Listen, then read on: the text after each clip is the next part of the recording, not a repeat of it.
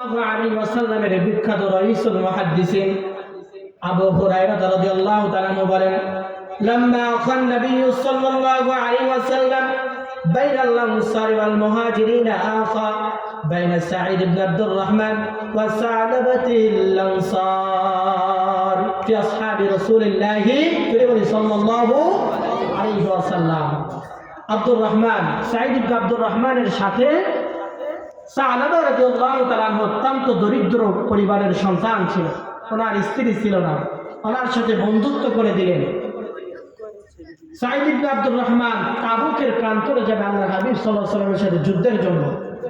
তো পরিবার পরিজন দেখাশোনার জন্য সা'লাবা রাদিয়াল্লাহু তাআলা আনহুর সাথে বন্ধুত্বের সুসম্পর্ক দৃঢ় প্রাচীর গড়ে দিয়ে গেছেন আর বলেছেন, হে সাঈদ ইবনে আব্দুর রহমান, তুমি যেমন একজন বিশ্বস্ত সঙ্গী পেয়েছ, তেমনি সা'লাবা রাদিয়াল্লাহু তাআলা আনহু আমার এই সাহাবী মাথা গোজার একটা ঠাঁই তিনি পেয়েছে।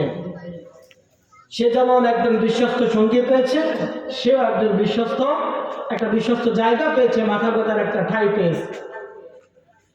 মদিনা থেকে 750 কিলোমিটার দূরে তাবুকের প্রান্ত, ইরাকের বর্ডার, এখন যেখানে রয়েছে আল্লাহর হাবিব সাল্লাল্লাহু আলাইহি ওয়াসাল্লাম 30,000 সৈন্য নিয়ে রোমান সম্রাটের সৈন্যদের সাথে 3.5 লক্ষ সৈন্যের সাথে মোকাবেলা করেছিল। যুদ্ধ করা লাগে নাই, বিনা যুদ্ধে যিনি জয় দিয়েছেন তিনি কে? কারণ আওয়াজকে উঁচু করে বলেন না, তিনি কে? আল্লাহ তাআলা বিনা যুদ্ধে জয় দিয়েছেন। তাবুকের প্রান্তরে চলে গেল হযরত সা'লাবা রাদিয়াল্লাহু তাআলা আনহু সাঈদ ইবনে আব্দুর রহমানের বাড়িতে দেখাশোনা করতেন। ওনার একদিন শয়তানে মনের ভিতরে প্রচারণা তৈরি করলো, হে সা'লাবা রাদিয়াল্লাহু তাআলা আনহু, তুমি দরজার পর্দাটা একটু সরিয়ে দেখো, ভিতরে মনে হয় সাঈদ ইবনে আব্দুর রহমানের সুন্দরী স্ত্রী রয়েছে। ওয়া কানাত ইমরাআতান জামিলাতান, তার স্ত্রী ছিল অত্যন্ত সুন্দরী। সে পর্দা উঁচু করে দেখলো, ঘরের ভিতরে যাওয়ার পরে কোন বর্ণনা এসেছে হাতটা ধরেছে, আবার কোন বর্ণনা এসেছে শয়তানের প্রচারণা শুনে, শয়তানের কথা শুনে হযরতে সাঈদ ইবনে আব্দুর রহমানের সুন্দর স্ত্রীর হাতে একটু চিমটি দিয়েছে। এতটুকু অপরাধ করার কারণে সাঈদ ইবনে আব্দুর রহমানের স্ত্রী বলেন, ইত্তাকিল্লাহ, হে সা'লাবা, তুমি আল্লাহ তাআলাকে ভয় করো। ওয়ামা হাফিজতা হুরমাতাল লাকিলগাদি ফি রাসূলিল্লাহি সাল্লাল্লাহু আলাইহি ওয়াসাল্লাম, তুমি তো তোমার ভাইয়ের রেখে যাওয়া আমানত তুমি রক্ষা করতে পারছো না। তোমার ভাই তাবুকের যুদ্ধে গিয়েছে, যুদ্ধের জন্য, জিহাদের জন্য। আমাদের পরিবার, আমাকে সহ এই পরিবারকে তোমার কাছে আমানত রেখেছেন। তুমি আল্লাহ তাআলাকে ভয় করো, তুমি কেন গুনাহের কাজে এসেছো? এতটুকু অনুতপ্ত অপরাধ করার কারণে এত অনুতপ্ত হয়েছিল, সেখান থেকে তিনি বাড়ি থেকে চলে গিয়ে ওনার নিজের বাড়িতে চলে গেলেন। তাফসীরের ভিতরে এসেছে ওনার একটা কন্যা সন্তান ছিল, খিফসানা। সন্তানকে বলে, আমার প্রিয় সন্তান, হে কন্যা, আমার পায়ে বেড়ি বেঁধে দাও, আমার হাতে জিঞ্জির পরে দাও। আমি আল্লাহ তাআলার কাঠগড়ার আসামি হয়ে গেছি, আসামির বেশ আমাকে ধারণ করতেই হবে, আমি অপরাধ করে ফেলেছি।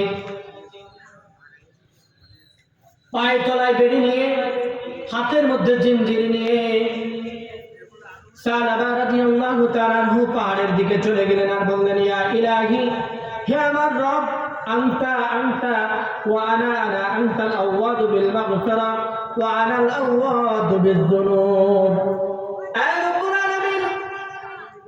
তুমি আর আমি তো আমি।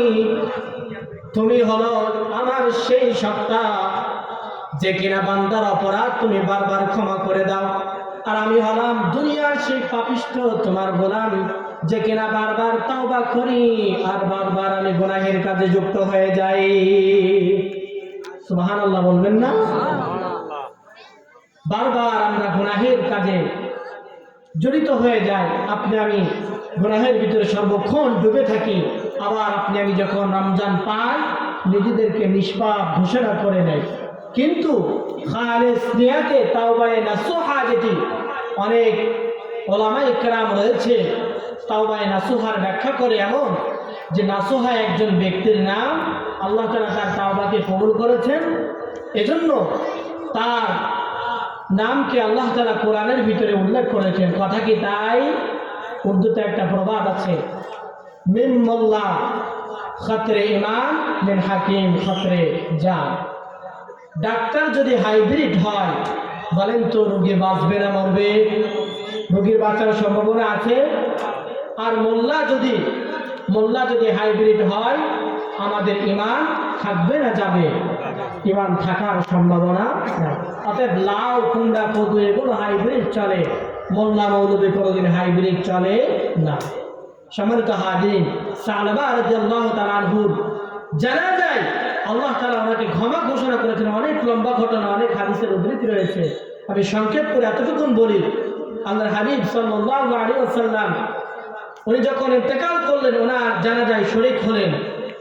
ওনার জানাজায় শরীক হওয়ার পরে সাহাবীদেরকে বলেন, সালাবাকে গোসল করিয়ে দাও, সালাবাকে কাফন পরাও, সালাবার জানাজার ইমামতি আমি করব। সালাবাকে আনা হলো।